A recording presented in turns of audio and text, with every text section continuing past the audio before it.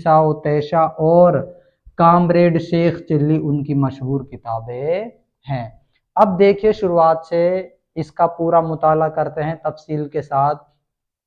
कन्हैयालाल कपूर, जो कन्हैयालाल कपूर है उनकी पैदाइश सन 1910 ईस्वी को हुई। कहां पर हुई? लाहौर पाकिस्तान में हुई।